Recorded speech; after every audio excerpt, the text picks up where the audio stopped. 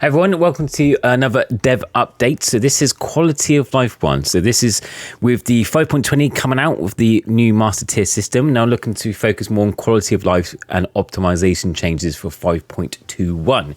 Also some reworks to the existing systems. So the Dungeon Egg Explorer event will be coming back. That was quite popular. I really like that. Had lots of pets and lots of fun. So I'd definitely like to see that more often. Let me know if you liked it or if you found it challenging. Please feedback with overwhelmingly positive. So you'll be adding some new features. So new dungeons will now have special doors and special keys where you find specific keys to unlock specific doors. This may want to return to high level once you discovered the bountiful rewards. So it looks like there's more doors to unlock for certain keys. I think there was only like 3 types last time. I can't remember.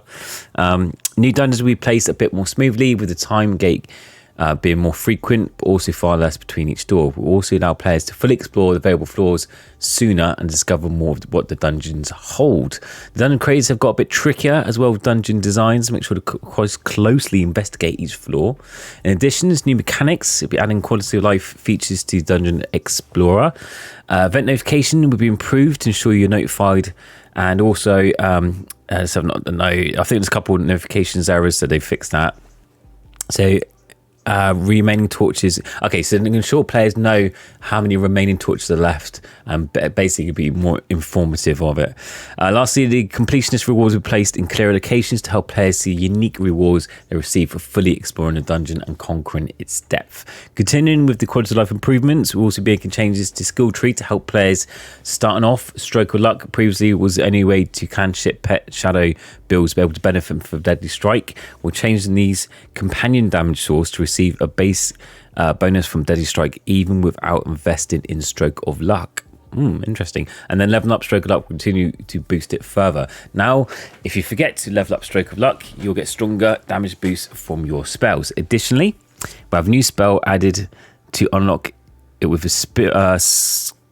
Once you unlock your skill tree, apply your skill points. The spell selection panel will pop up immediately to help remind players to change the spell and use the newly unlocked spell. Additionally, if you respec your skill tree and unlock the same spell, the game will automatically equip the same spell you equipped before. Oh wow, interesting.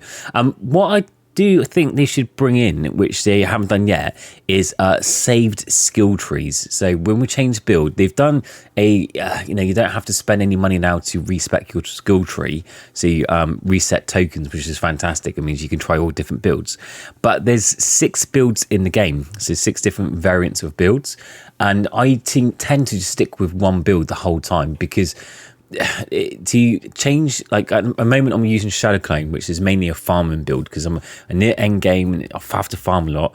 So having to swap to another build, like a dagger build or a heavy strike build, because I want to push in tournament or just want to push in general, and then having to swap back, remembering what I did, because I might have tweaked it uniquely because I maybe wanted it to be more speedier or whatever. Having to remember, having to do screenshots on my phone and going back to remember what I did is a pain in the butt. So if they did a saved skill tree, so you can save your settings and then preload it, so you can swap between builds, like it automatically uses all your skill points and sets it exactly to what you saved. I think that would be one of the biggest quality of life improvements it can add to the game. It just make life easier. So just out there, Game Hive, moving quality of life features, we're focused on helping players with the deck building. With addition of master tier, players moving the higher tiers faster. We want to introduce additional deck slots so players can set up the desired decks. Players now be able to use up to 24 deck slots, and deck list will now be scrollable. You can move from deck to deck. So pretty much this is to do with raiding. So this is with raiding. So they can save deck slots and lots of deck variants, which is great. But they should add it to builds, not just decks. We can also add in used card indicator when your camera active display what cards you have already used in the raid attack cycle. This should make deck building a breeze to help you see what cards you have remaining. So other quality of lives.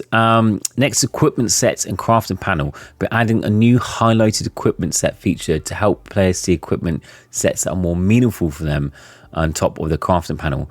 Newest set would display at the top, followed by recommended sets for equipment set players you want to prioritize. Mythic sets, equipment once recommended mythic set and legendary equipment have 3 recommended legendary equipment sets.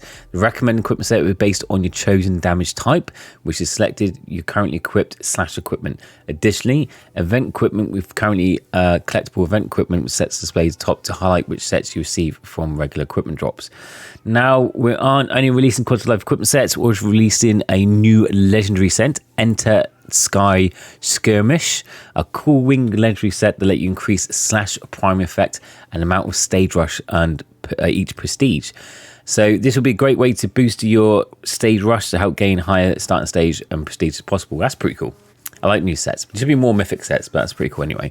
And I do like the recommended equipment to get, because that does help you in the beginning of the game.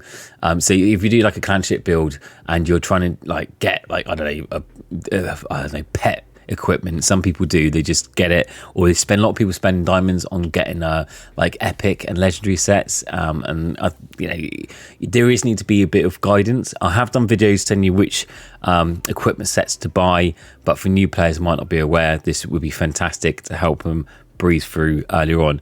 So yeah, I like the changes. They're not going to do much to add more stuff to the games. They've added so much to the games: abyssal tournaments, events, pet quests, solo worlds. There's already a lot of content. So at the minute, they're just kind of like tweaking to make it more, perfecting it more, making it a bit more streamlined, which is great. Anything to make the game easy and helpful, fantastic. If there's anything that you want to see added to the game or any changes, let me know in the comments below. I liked hearing your feedback. But yeah, I'm looking forward to this. Just makes it basically the only thing I'm really looking forward to is the legendary set and the Explorer. I did like that event. I think that was pretty fun, to be honest, because nice little change. Apart from that, I hope you have a lovely weekend, and I'll see you in the next video. Take care. Bye.